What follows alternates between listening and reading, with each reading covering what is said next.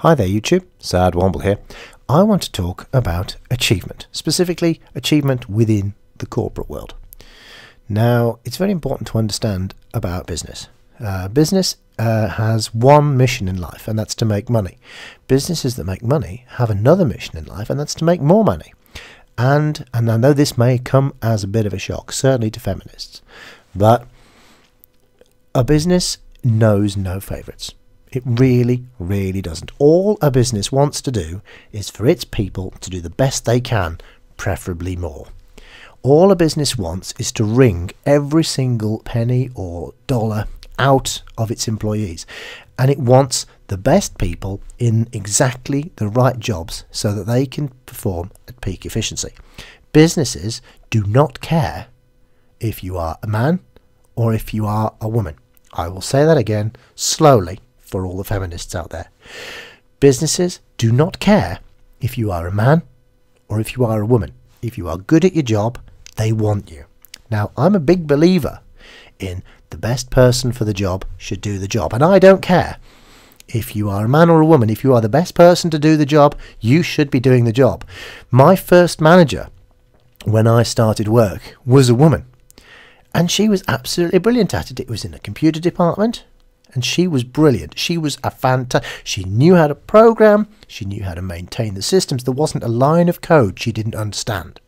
And she had started as a junior, just changing the backup tapes. That's where she started. And within about 5 years, because there's quite a high rate of churn in the IT industry, and people want, you have the opportunity to rise really quickly. And she did. She ended up running the department, and she was brilliant.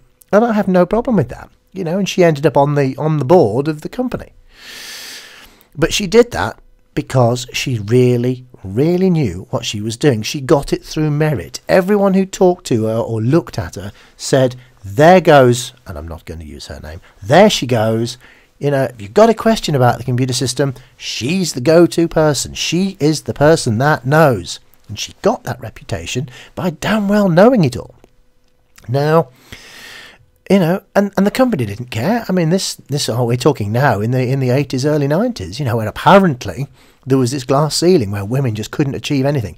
And I mean, hello, IT, apparently, IT is, it's a men's club apparently, and, women just don't get a look in. Well, I'm testament to saying that, like I say, in, the late 80s, early 90s, I was working for a female IT boss who got there purely because she was an absolute whiz at IT. And as I say, companies care about one thing and one thing only, that's making money. But if you now have what the feminists want, and the feminized society wants, they have this idea that there's this glass ceiling, that women cannot achieve anything. Well, I'm sorry. Women are putting this their glass ceiling in front of themselves. They are doing it to themselves. I'm not saying they're doing it to themselves deliberately, but they are doing it to themselves. To achieve greatness, to become the best at your field, you have to apply yourself. If you work there for a few years and get quite good and then disappear off for 2 years to have kids, well, certainly in a fast-ranging job like the thing in mine with the IT example, you're not gonna, it's gonna fall back. You're not going to achieve anything. Any job in any business, you have to keep going. I mean, men achieve greatness in companies because they will work weekends, they will work late. They will just work themselves to death, basically, because it's what men do. Men want, it's built into our DNA. We want to achieve. We want to do things.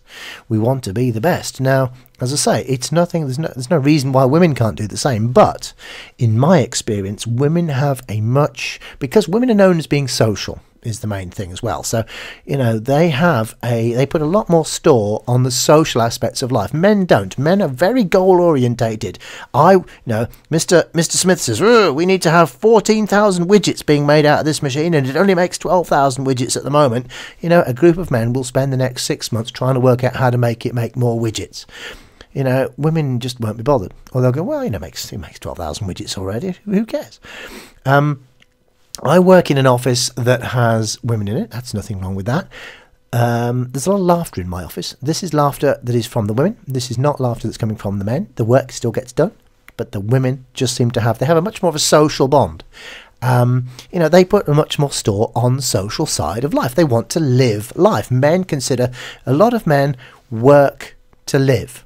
Their life is their work is their life. Women tend to just work to make, to pay the bills, and there's nothing wrong with that. But the point is, if all you do is work to pay the bills, you're not going to apply yourself the 200%, mathematical impossibility, but it works as an example. You're not going to apply yourself this 200% that is what you need to not just be good at your job, not to just be an expert at your job, but be so good that you are put on a pedestal from the work's point of view as the go-to person in that department, whether you are the top finance person, the top IT person, the top office manager, the top this, the top that. In order to do that, you have to basically say, stuff the rest of the world, I'm going to do this. And you know what? There aren't many women that want to do that. And I don't hold that up as a bad fact. I just hold it up as a fact. The glass ceiling is a complete myth invented by feminism and women as an excuse and a reason of why women are not at the top of business. They're not at the top of business because, they get really good and then they go off and have kids because they've decided that having children is more important to them than the company. Fine, no problem with that at all. But people have to recognise that this is the fact. It's not a bad fact. It's just a fact. A fact is a fact, whether you agree with it or not. I will also work the office I work in that has a lot of laughter. Girls are going off on maternity leave all the time, and these are highly qualified. They've got the degrees, they've got the knowledge, they're good at what they do, but they disappear for 12, 18 months to have kids. And as I say, that's not a bad thing, but you cannot run an office and then disappear for 18 months. You just can't. Somebody else has to then do your job. And you know what? That company that you work for, a company has one function in life, and that's to make money. A company is not going to put you in a position when you're going to suddenly sod off for 12 months on full pay. This is the whole thing. It's not a criticism of women. It's just the fact of how things are. Women tend to do a job so they can afford to live the life they want to lead. They don't dedicate them. Few do. And they, amazingly enough, are the women that do get right to the top. We, in the UK, we had a female Prime Minister in the 1970s. The 1970s and early 80s. We had Margaret Thatcher. She is on record as saying she owes nothing to feminism, and she didn't. She got there by being the hardest, meanest, most serious, most committed politician, and she just left everyone else in the dust. She just did. Now, whether you liked her policies or you didn't like her policies, she got there through merit. She didn't get there through female shortlists. She didn't get there through positive action or affirmative action. She got there, basically, she trampled her way to the top. And how did she do it? Through pure grit and determination. The point is, she, at the time, was exactly what the country needed. And as I say, whatever you think of her policies, she got there by herself. And that is what men do. Men achieve everything they achieve on their own. You look at a man who's achieved whatever it is, whether he's the best engineer, the best computer scientist, the best nuclear physicist, the best hairdresser, the best chef, and you look at them and you go, he has achieved that because he is good at whatever it is.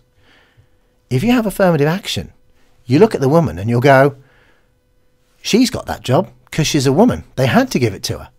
And the really sad fact is that hurts women, because it's quite possible, if there had been affirmative action in 1970s, Margaret Thatcher might still have become the Prime Minister and done exactly what she did. But everyone, even to this day, would be saying she only got that job because she was a woman. And that's really hurtful. That's hurtful to men because it makes them resent something, and it's hurtful to women because it suggests that they're incapable of being the best. Any form of affirmative action has to assume that the person that's being put forward couldn't have achieved it without it. And if you couldn't have achieved it, you shouldn't be in that position. And if you could have achieved it, you would have achieved it. So you didn't need that help. So by definition, the whole concept of affirmative action is self-defeating and pointless. And that's just something to think about. And I'm going to leave you to think about that. Sad Womble, out.